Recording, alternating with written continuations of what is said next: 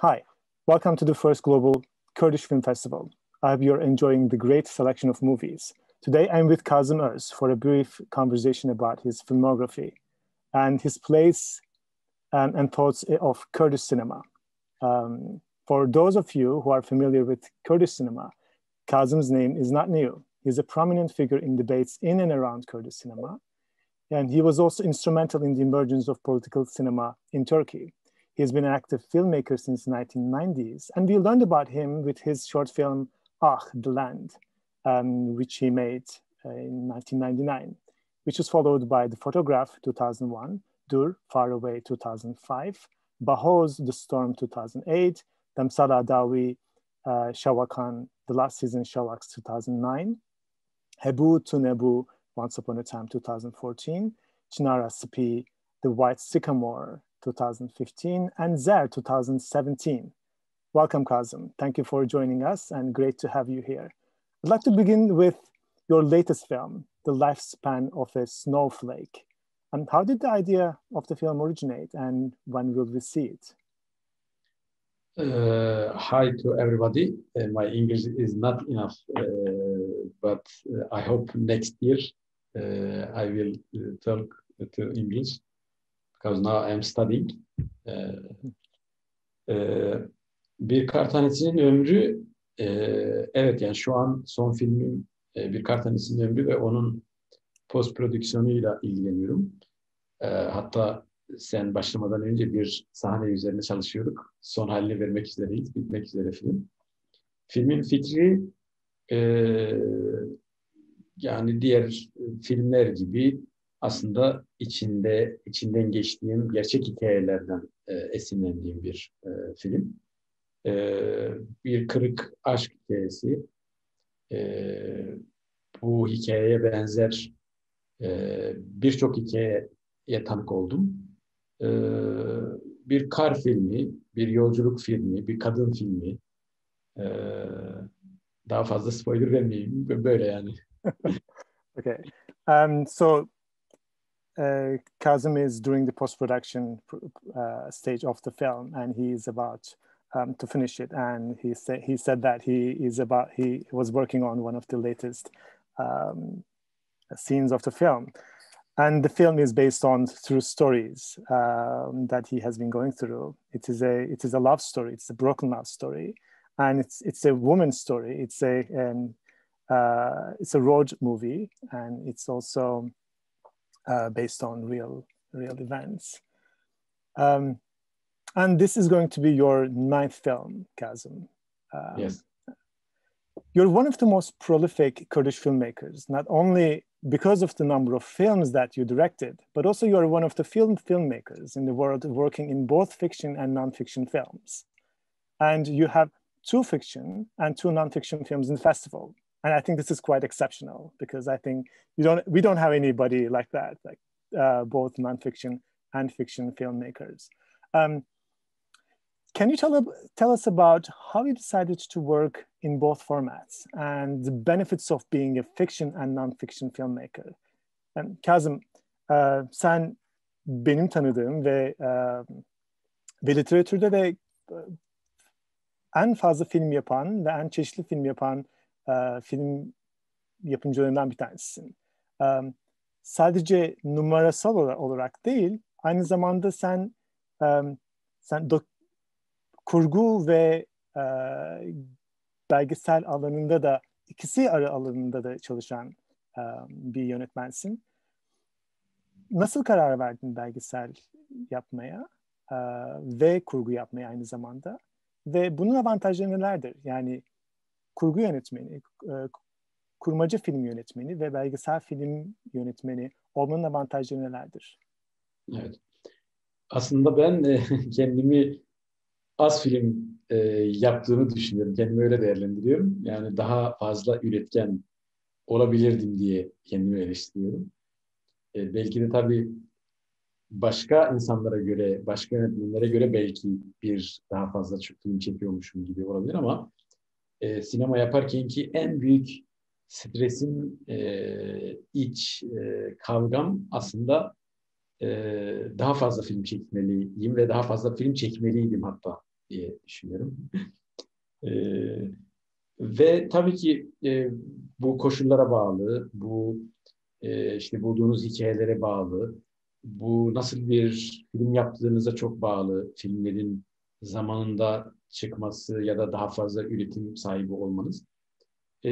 Aslında tabii ki bu sebeplerden biri de kurmaca mı yoksa belgesel bir film mi yapıyorsunuz? Bunun cevabı da daha hızlı ve seri üretim yakalamada önemli. Bizim koşullarımızda yani Türkiye'de, Kürdistan'da bağımsız film çeken, bağımsız olan yönetmenlerin pratiğinde aslında tabii ki belgesel daha hızlı bir üretim şekli olabilir. Çünkü prodüksiyon koşulları açısından ve konuların özgünlüğü açısından aslında daha hızlı belgesel yapabiliriz, daha güçlü, daha büyük belgeseller yapabiliriz. O yüzden bence Kürt sinemacıları özelde bu konuda büyük eksiklik yaşıyorlar. E, Yani bizim gerçekten çok küçük ekiplerle, çok küçük teknikle dünyanın çok büyük paraları harcanmış filmleriyle yarışacak hikayelerimiz var bence. Bu hikayeleri e, özellikle özüne uygun, çeşitli sinemasal olarak tavizler vermeden, estetik olarak taviz vermeden hakikaten çekebilirsek 3-4 kişilik ekipler 100 kişilik ekiplerin çektiği filmlerden daha etkili ve çarpıcı filmler yapabilir diye düşünüyorum. Harika. Kazım complains that he thought that he is not making enough movies, and I think you shouldn't have that worry. But the number of films, he says, depends on the circumstances under which one makes the film, and also the kind of films that you make.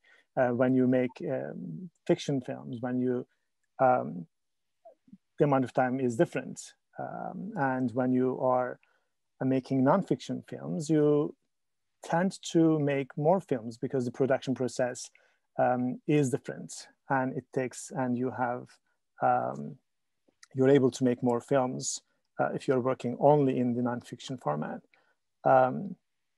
And one issue that he mentions is for the independent filmmakers, both in Turkey and in Kurdistan, and one defining circumstances for the kind of film that you make is that the budget and the equipment that you have and the crew. We have very little equipment, very little funding, but we have great films, great stories, and stories. Our stories are able to compete with the big budget, great big productions, and as long as we don't compromise on our aesthetic sensibilities and then on our film language, I think we are able to compete with the best productions in the world. Are you, Kazım, do you have the pressure that you have to pick one or the other, fiction or nonfiction? And are you going to continue making nonfiction films? Kendi üzerinde belgesel ya da kurmaca filme yönelme konusunda bir baskı hissediyor musun? Ve ileride belgesel film yapmaya devam edecek misin? Evet. Yani aslında bu tercih bende daha çok hikaye ve tabii ki prodüksiyonla ilgili bir tercih olabiliyor. Mesela şu an festivalde gösterilen Hebutune bu bir varmış bir yokmuş filmi bir belgesel film ama dramatik yapısı, dramaturjisi sanki bir kurmaca film gibi de kendini andırıyor. Ama mesela ben bunun içinde, bu hikayenin içinde o hani tarlalardaki başlayan aşk hikayesini bir dönem bir kurmaca film olarak da düşündüm. Yani o hikayeyi, sadece o hikayeyi, o kaçış hikayesini acaba bir kurmaca film yapabilir miyim diye düşündüm. hala da aklımda öyle bir şey var, bir proje var. Bunu tabii bu kısımda prodüksiyon koşulları başlıyor. E, Bir yandan da tabii tercih şuna dayanmış oluyor. Yani bazı hikayeleri hakikaten gerçek karakterleriyle çekmeniz e, daha kolay olabilir. Daha güçlü sonuçlar çıkarabilirsiniz. Yani oyuncularla benzer bir etkiyi yaratamayabilirsiniz. Hakikaten çok başka bir koşulda, başka bir dönemde olmanız lazım. Örneğin Hebutu'daki o görselliği, o plastik yapıyı, kostümü, mekanları, o kendiliğinden gelişen tüm o olayları canlandırmak ve bunu belli bir standarda çekmek kolay değil diye düşünüyorum. Yani bu Harika. tür etkiler aslında tercihlerde benim tercihlerimi etkiliyor. Harika. Kazım says that it is the story that takes precedence when he makes his films, and and also the production conditions. Also, he mentions that the film that we have in the festival, Hebu Tunebu, Once Upon a Time, although it is a nonfiction film, it has some narrative elements, some storytelling elements, and sometimes working with the real characters, the original characters, is very important to capture that ambience, to capture that atmosphere, and it is very difficult to replicate that kind of plasticity, that kind of authenticity that we witness in these authentic circumstances, and nonfiction has that kind of authenticity. And he is planning to also, he says he's planning to make a fiction film based on the love story that you will watch in this film, in Hebu Tunebu.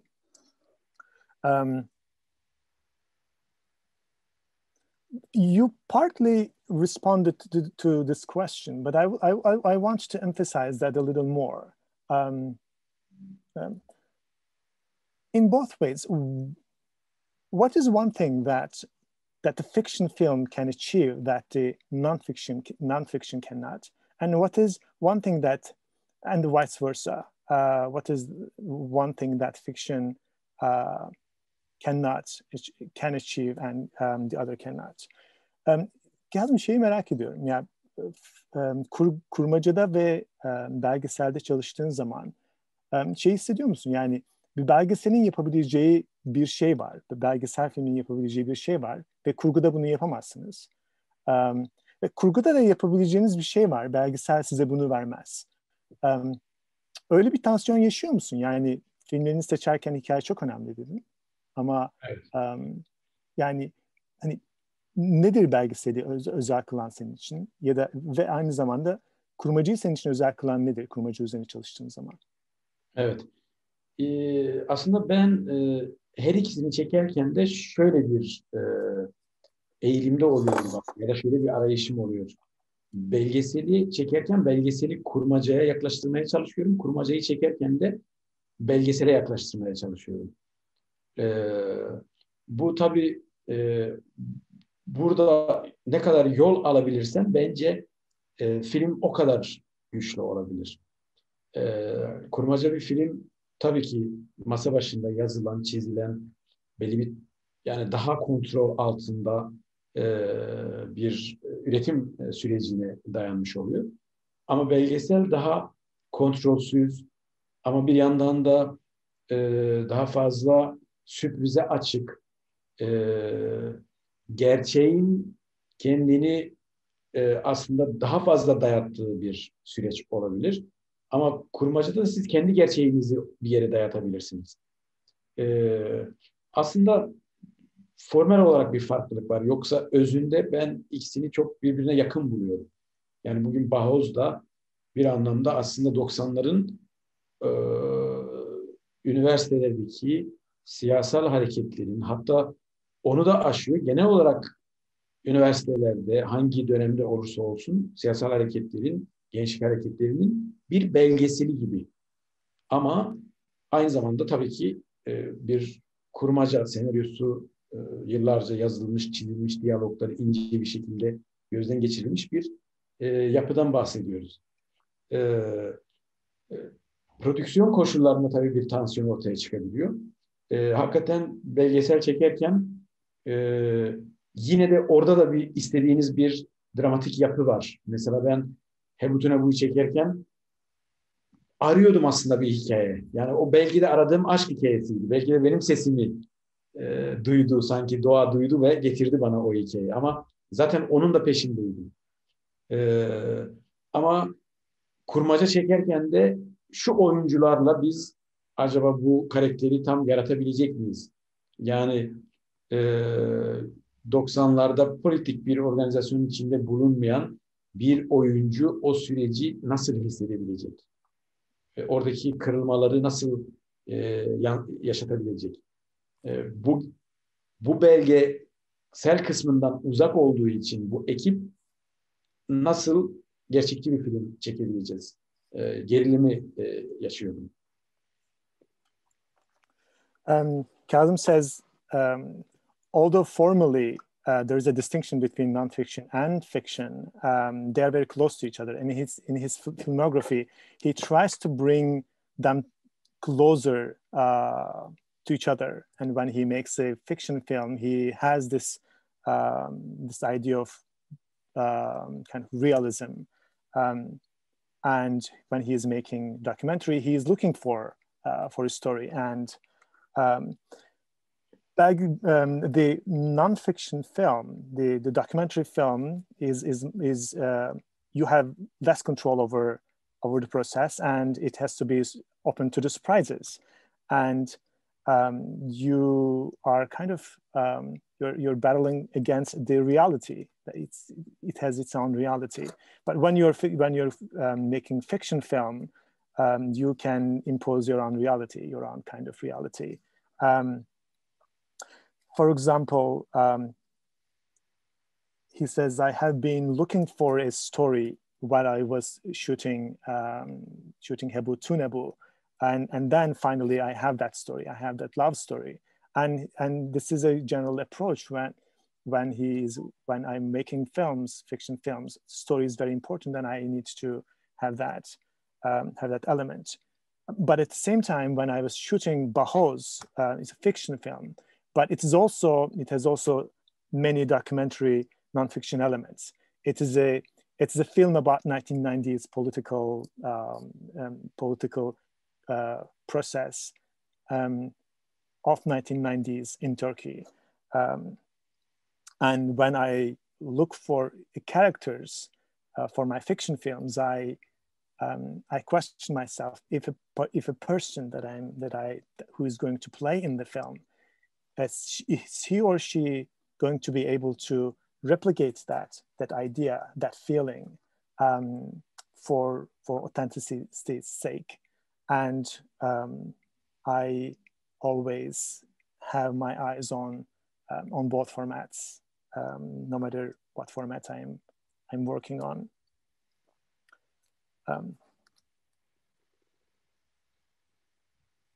Thank you, Kazım. That was great. That was welcome.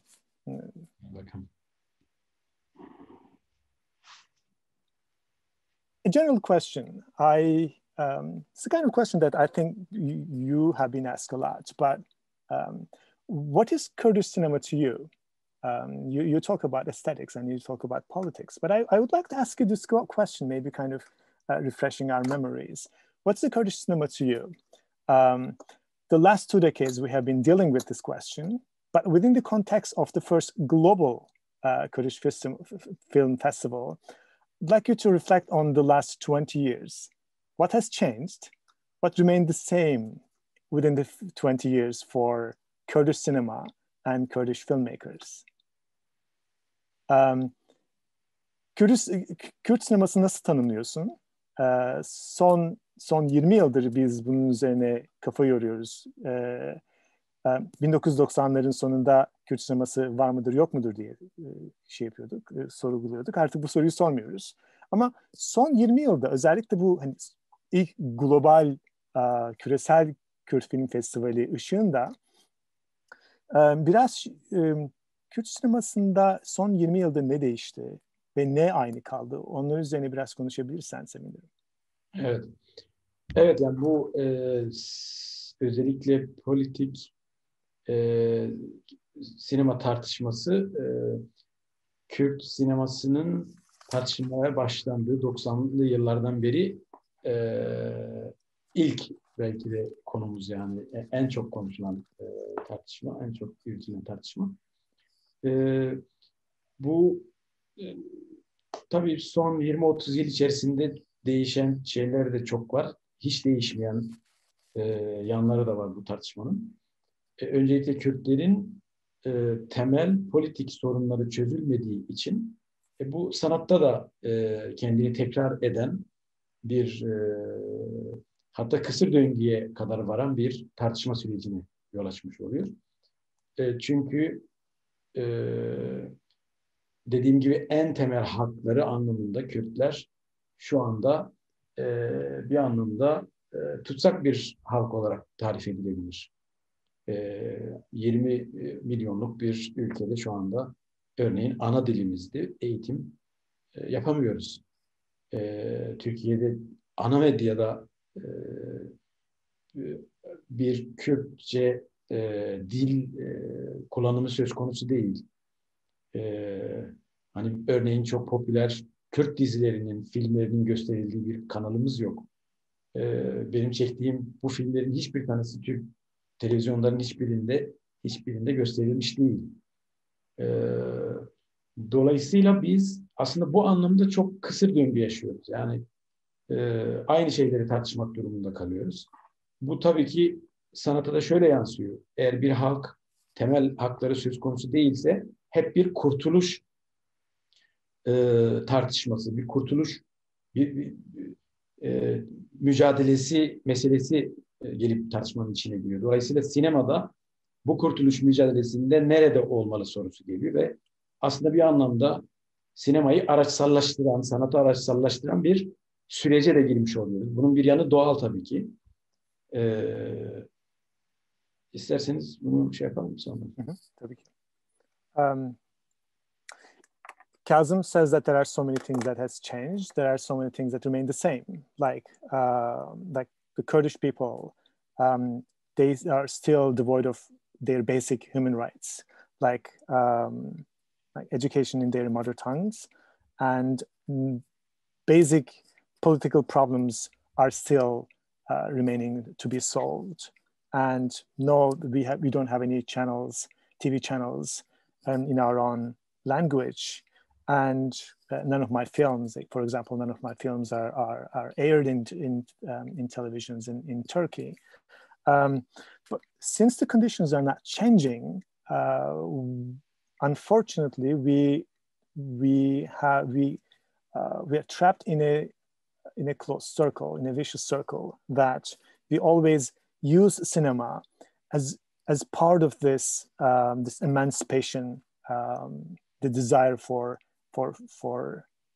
political freedom, and in a way we are kind of instrumentalizing cinema, for that matter, kind of as a political tool. In one way, it is natural that the Kurdish film, that our films are dealing with the politics, dealing with the political condition. But on the other hand, it is creating a bottleneck for us, that we are not able to talk about anything else. Yes. Evet. Yani Türkiye özellikle Türkiye devleti, Türkiye'deki halklar, özellikle Türk milleti geçmişiyle, son yüzyıllık geçmişiyle bir hesaplaşma yaşamadığı için aslında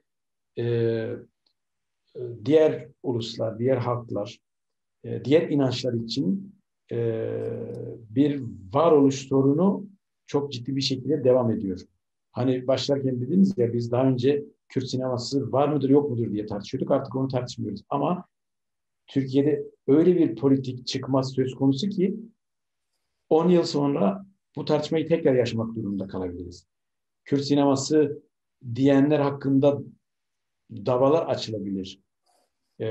Bunu neden söylüyorum? Çünkü Türkiye kendi 100 yıllık özellikle geçmişiyle hesaplaşmadı. Bazı sorunlar çözülemedi. Bu çözülmemişliğin içinde biz sanat yapmaya çalışıyoruz. Tabii ki değişen şeyler de var. En başta tabii ki aslında teknolojiden kaynaklı çok ciddi değişimler söz konusu. Artık bilgiye ulaşmanın önündeki engeller ortadan kalktı. Kürtler şu anda özellikle Kürt sinemacılar, Kürt gençliği 70'li, 80'li, 90'lı yıllardaki yöntemleri kullanmak zorunda olmadan kendi geçmişlerine dair bilgi sahibi olabilirler, filmlere ulaşabilirler. Bu anlamda riski azaltan bir süreçte söz konusu. Hı hı. Ve tabii ki şöyle bir değişim de söz konusu oldu. Bu da olumlu bir değişim. Kürtler sanatı sadece tırnak içinde politik konuları çektikleri araçsal bir mevzu olarak değil, yaşadıkları her şeyin sanatını, her şey sanatına konu olabilecek bir noktaya gelmiş oldular. Yani artık komedidir, başka sanat alanları, biçimleri, deneysel çalışmalar, bunların daha yoğun bir şekilde arttığını özellikle bu Kürt festivallerine baktığımızda görebiliyoruz. Bu da olumlu bir şey. Harika. The issue with the primacy of the politics in Kurdish cinema is because the Turkish state has not unfortunately dealt with its own oppressive legacy, and that creates a burden for the filmmakers to deal with. And this is creating a bottleneck for everybody because we have to deal with that instead of the state. There are technological changes in the filmmaking, and right now, because of the information technologies we have access to, we have less limited access to the information. We can search about our cultures. We can search about other information that we are seeking. Another good maybe positive change is, as we can see in the film festivals, the new generation Kurdish filmmakers, they are experimenting in many different genres. They're making comedies, they're making art films, and more aspects of life has become an issue and subject in the film, not only the political cinema or the political themes. Kazım, I'm going to follow up with that question. As you mentioned, there is an expectation that Kurdish films should be political and deal with the Kurdish political condition. Your films are unapologetically political, but at the same time, you have strong aesthetic sensibility on your films, from creative camera angles to use of colors, sound, and voice. Can you tell us about how you balance politics and aesthetics on your films? How do you define political in cinema? Kazım, senin de bahsettiğin gibi Kürt film yapımcılarının ya da Kürt sanatçıların üzerinde böyle bir yük var. Hani politik olma yükü var. Senin filmlerin kesinlikle politik filmler. Ama senin filmlerin aması yok aslında. Senin filmlerin aynı zamanda estetik olarak da çok doygun filmler. Yaratıcı kamera açılarından, renkleri kullanmandan, sesi ve müziği kullanmandan birçok şeye sen estetik olarak da sinemanı kurguluyorsun.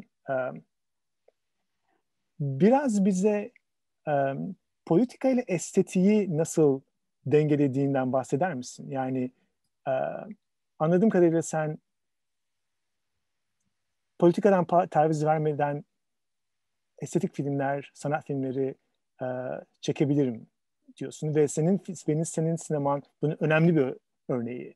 Yani politikadan taviz vermeden de siz sanat sineması, siz önemli sinemalar çekebilirsiniz.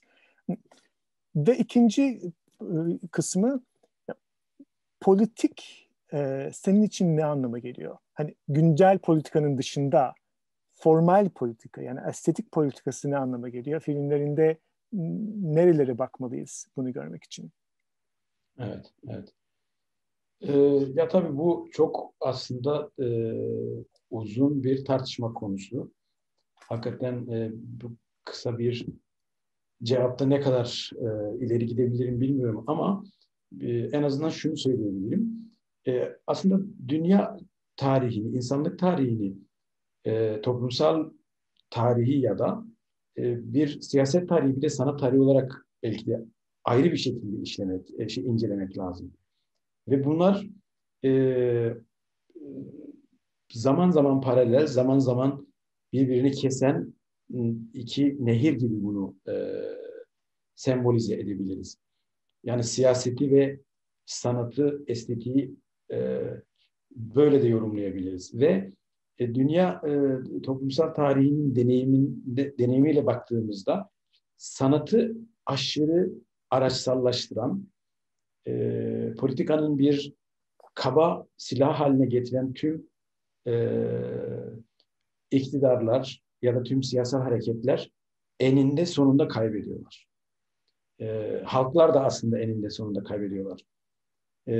Bu konuda mesela Sovyet deneyimi çok önemli bir deneyim. Yani hakikaten dersler çıkarılması gereken bir deneyim.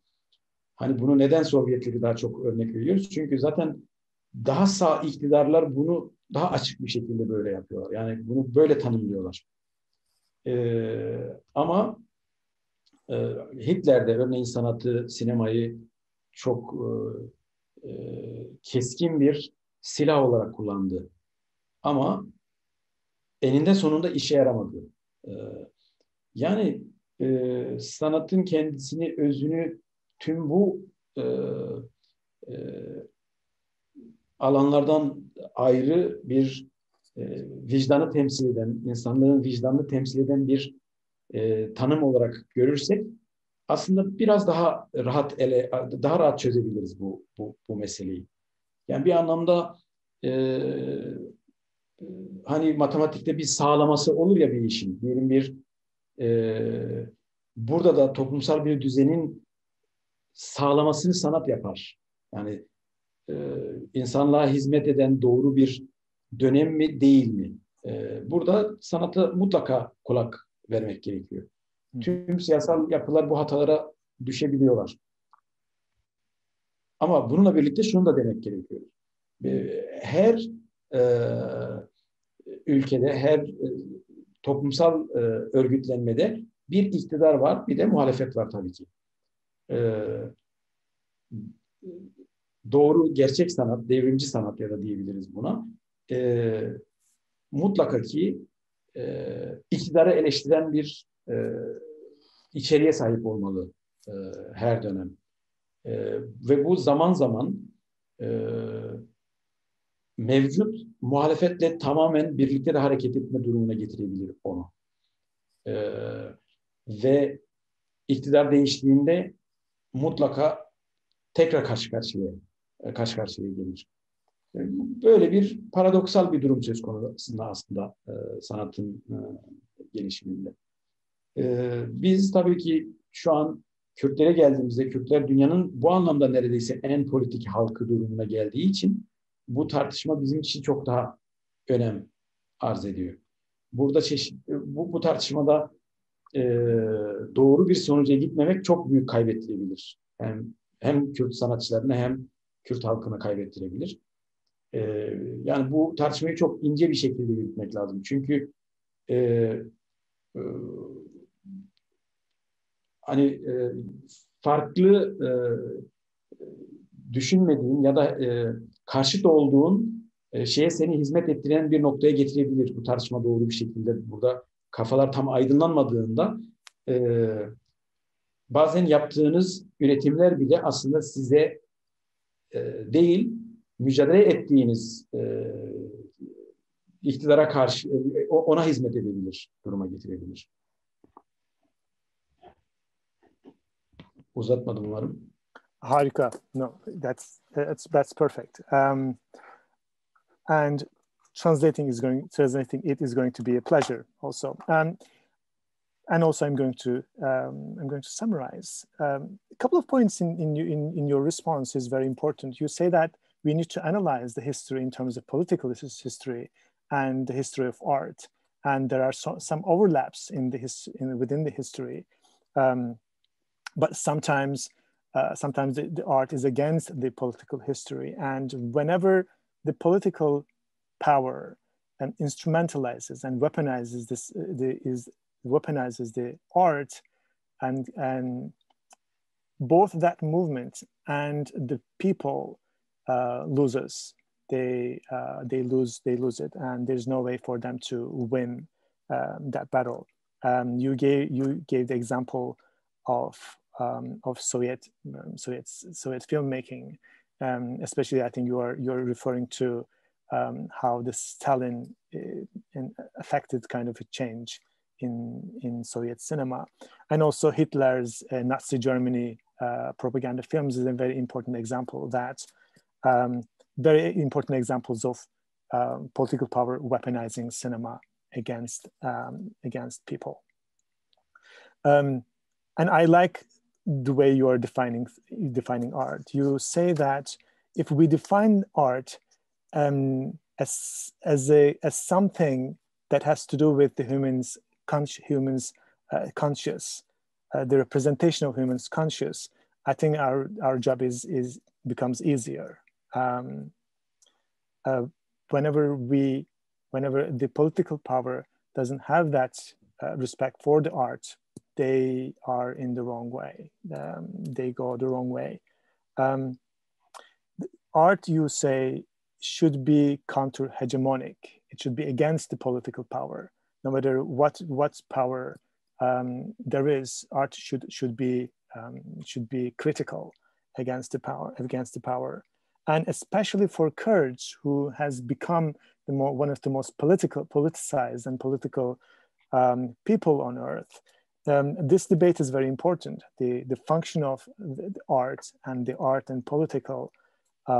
The discussion around art and politics is very important, and we have to be very careful when we are dealing with this debate, this question, the position of art in the political process, and we have to make this discussion very subtly, very very meticulously, very carefully. Otherwise, our own films can support the ideology that we are criticizing. So we should not fall into that trap of not discussing this issue enough.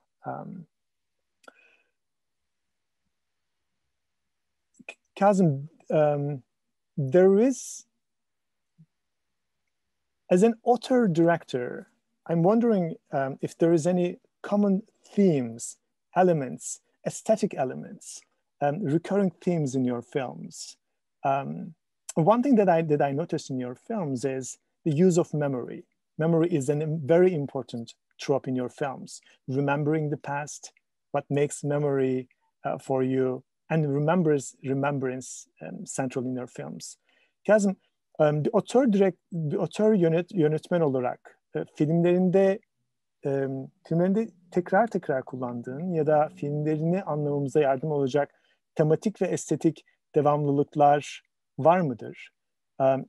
Bir devamlılık, benim gördüğüm, benim hissettiğim bir devamlılık senin hafızayı ve hatırlamayı kullanış şeklin. Hafıza ve hatırlama senin için çok önemli, çok merkezi. Hafızayı ve ilk soruya cevabına ek olarak hafızayı ve hatırlamayı bu kadar merkezi kılan nedir senin filmlerinde? Aslında 1984 romanına baktığımızda e, romanın asıl konusu tarihin, geçmişin yeniden yazılıyor olması. Benim açımdan yani edebi metinde en dikkatimi çeken yan siyasal bir organizasyon iktidar olduğunda yaptığı en önemli şey e, geleceği değil aslında, geçmişi değiştirme çabası. E, bu insanlık tarihi de bence böyle bir tarih. Aslında her iktidar e, geçmişi yeniden yazarak, değiştirerek, yeni bir geçmiş yaratarak iktidar oluyor ya da iktidarını yürütebiliyor. E, belki de biz Kürtler için bu tema çok çok daha önemli oldu. Çünkü bizim diğer halklara göre bu yaklaşım bize büyük zararlar verdi. E, yani 100 yıl öncesini e, bilmeyen bir duruma getirildik. E, bazen 20 yıl öncesini bile e, çarpık bir hale getiren, çarpıtan pratikler yaşayabiliyoruz. E, yani ve artı bu modernleşmenin en önemli sorunlarından bu yabancılaşma meselesi oldu. Yani hani bence var olmayı anlamak öncelikle geçmişle ilgili bir olay. Yani var olduğunu hissetmek, bilmek, kim olduğunu bilmek tabii ki geçmişle ilgili bir olay bu ve bu da aslında sizi e, tarihin başına kadar götüren bir arayışa götürecektir. E, belki de bundan dolayı yani ben de eserlerimde bunu işlemeye çalışıyorum. Thank you. Kazım says that every political, and with reference to 1984 novel by George Orwell, he says that the political power becomes powerful, becomes political power, becomes powerful by changing the past. Every political project is about changing, is about rewriting the past, which in a way legitimizes their own being. Sometimes, and as a people, we Kurds, sometimes we don't have access to 100 years. What happened and what was there 100 years ago? And our history is always misrepresented. And sometimes you don't have to go back to 100 years. Sometimes 20 years ago has also become problematic for us to have an access and have an understanding of what was there. The alienation from the history is an important problem for us. And existing and being aware of one's existence is about knowing the past, is about the awareness of the past. And the importance of that awareness of the past and having access to the past, being able to represent the past, informs my filmmaking. Thank you, Kazım. Kazım, there is a very important scene, a beautiful scene in your film, Zer. And at the very end of the film, your character, Jean, jumps into the water, and then to see what the life was like in his grandmother's village. I wanted to talk about how you came up with that, because I think it's very closely related to what you were talking about, remembrance and remembrance. How you came up with that ending. Kazım, Zer filminin sonunda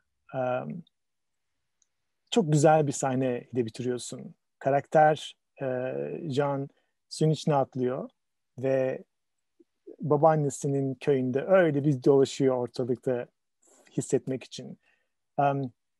Bu fikre nasıl ulaştın? Nasıl karar verdin böyle bir bitiriş yapmaya. Biraz açıklarsan sevinirim. Evet. Aslında ben bu filmi belki de o sahne için çektim diyebilirim.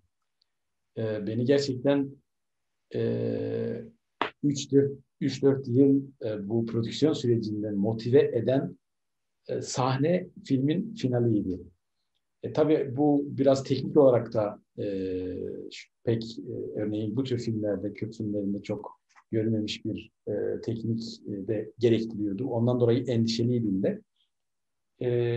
Ama bu sahne belki de bir çağrı olarak da ele alınabilir. Yani bu bir yolculuğa çağrı, bir keşfe çağrı, işte bir hafızayı yoklama, hatırlama çağrısı olarak da değerlendirilebilir.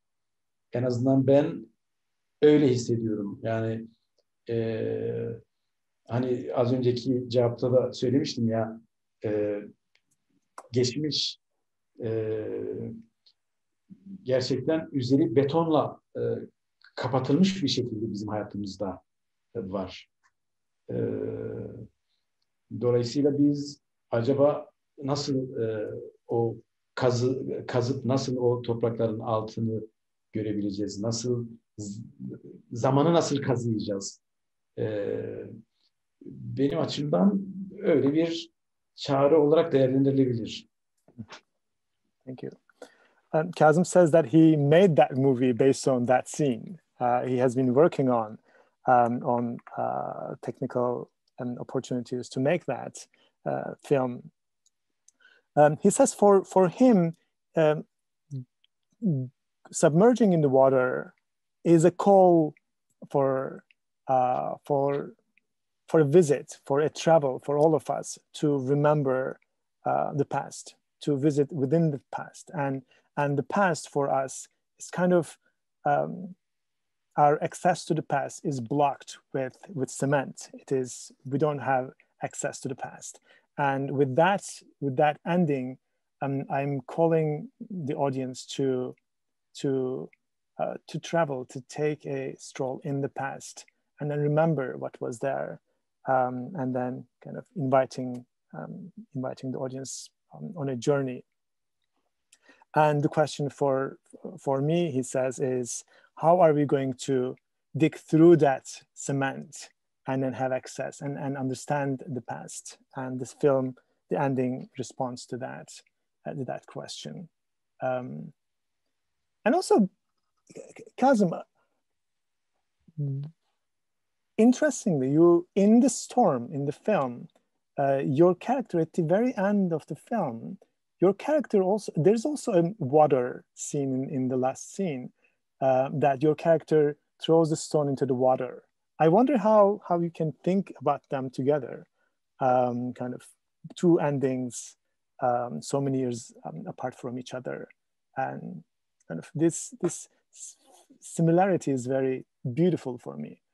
Kazım, Zer hakkında konuşurken o filmde su ve altına dalma ile ilişkili. Bahos filmini de sen böyle bitiriyorsun. Bahos filminde karakter suyun altına dalmıyor ama karakter suyun altına bir şey atıyor, taş atıyor. Bu benzerlik benim çok hoşuma gitti. Yani iki film aradan çok uzun zamanlar geçmiş ve sen bir şeyler söylemeye çalışıyorsun, hala bir şeyler söylüyorsun. İkisini bir araya düşündüğün zaman bize bir şey yapabilir misin? Bize bir mesaj verebilir misin? Yani nedir seni çeken o suda? Evet. Evet, aslında sanıyorum benzer sonlar ikisi açısından da. Yani Cemal'in tüm o kaotik süreçten sonra yönünü oraya dönmesi, kendi ülkesine çevirmesi,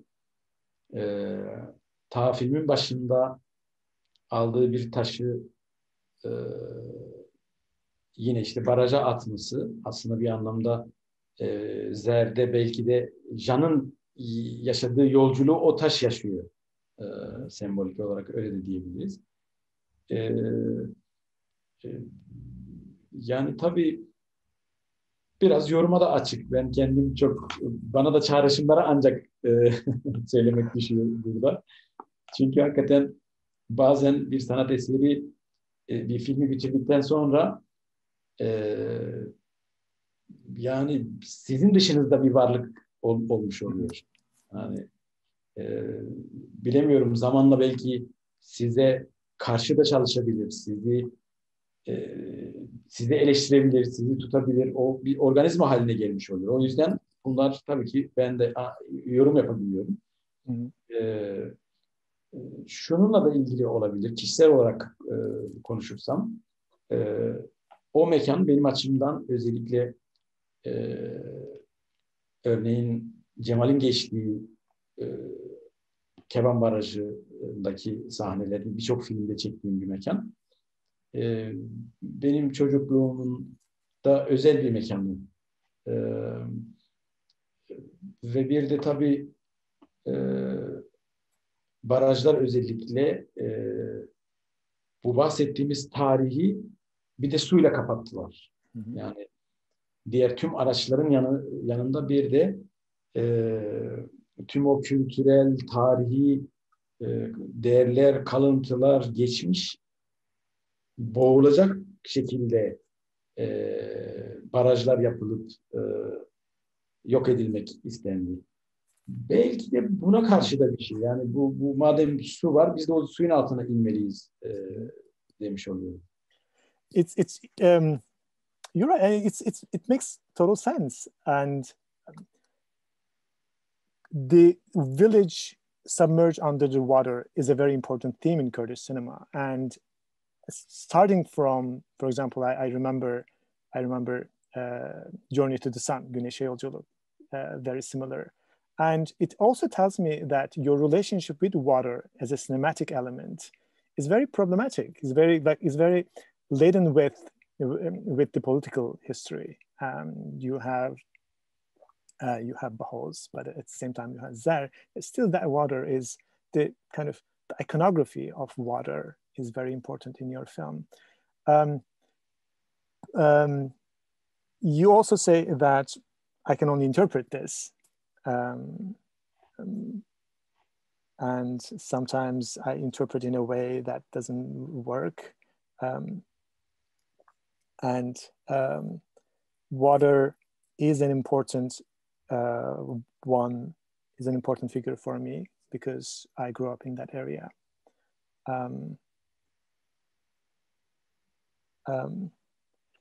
This is also the water is not life in your film. It is a separation in your film. It separates life. It separates history. That's a very strong kind of allegorical aspect, and I truly appreciate that as an audience. Senin için bu açıklamandan senin şeyi anlıyorum. Yani senin için su, sinematik su bir hayat değil ama hayatı için altta bırakan, üzerini örten bir şey ve bu senin filmlerinde çok önemli bir estetik yan. Çok önemli bir politik estetik bir yan. Yani Kazım Öz sinemasında su ne anlama gelir? Baraj suyu, bu nehirde yüzdüğün, balık tuttuğun su değil. Enteresan, değişik bir su. O yüzden bu süreklilik enteresan bir şey. Bunun hakkında çok yorum yapmak istemeyebilirsin ama bu güzel bir devamlılık benim için. Teşekkür ederim.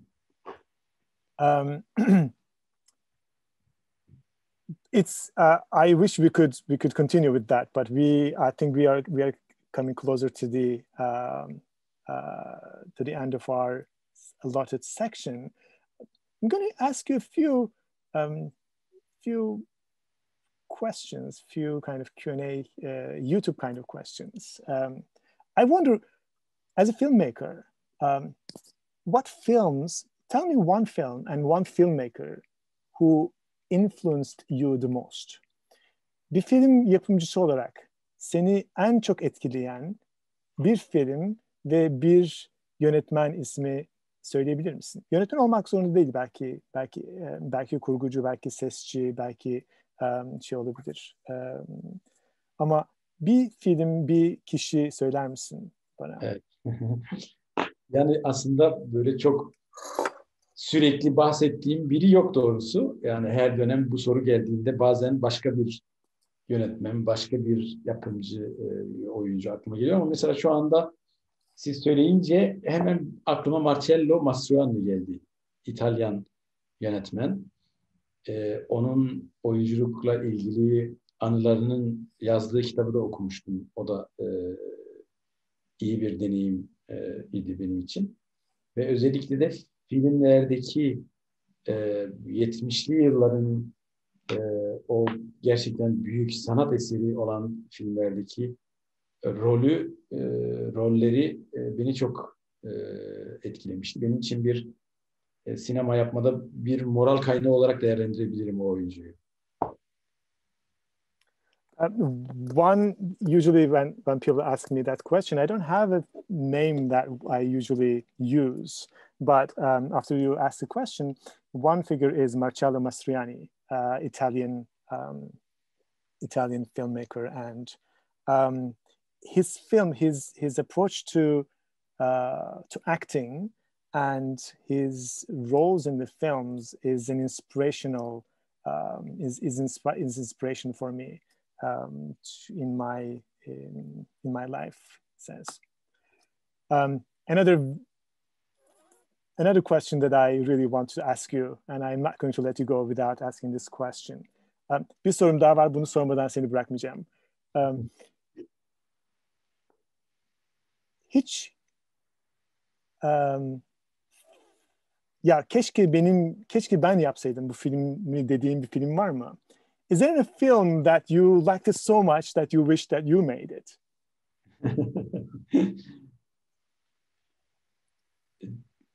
Yani yok, öyle direkt şu an aklıma bir şey gelmiyor ama keşke şu filmi yapsaydım dediğim filmler var. Yani hikayeler var ya da mesela Bauhaus'un ikincisini çok çekmek isterdim. Böyle bir What do you need for that? Bunun için ne gerekiyor? Bunun için yapımcı gerekiyor.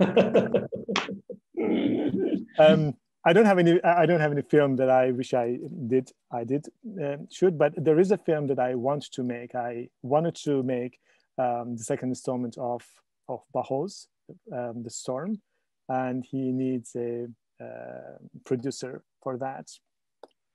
Kazım, thank you very much for your time. I know you're busy, and I look forward to watching your new film very soon. And for those of you who are watching us, enjoy the films in the festival and enjoy the first Global Kurdish Film Festival, and see you in another program. Thank you.